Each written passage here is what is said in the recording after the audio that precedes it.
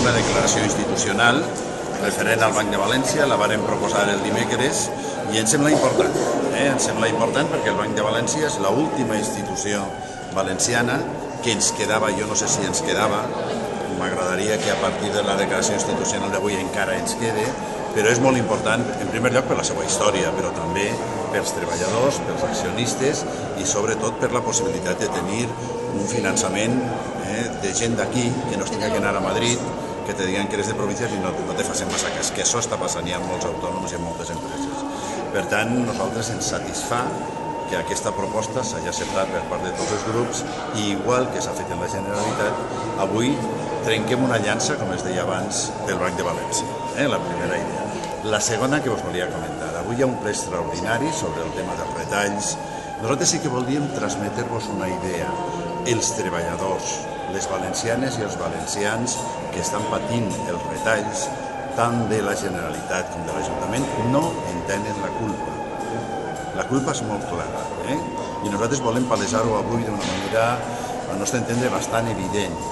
Aquí no hi ha herències d'altres partits. Aquí hi ha una herència terrible, però aquesta herència està feta per dirigents del Partit Popular, que es digueren Eduardo Zaplana, que es digués senyor Olivas, que es digués senyor Camps, i que aquí l'Ajuntament de València té un nom claríssim que es diu senyora Barberà. Si hi ha retalls és perquè s'ha fet una política totalment desmesurada, perquè ens hem endeutat en moments de vaques grosses i ara hem de pagar els crèdits en moments de vaques flaques.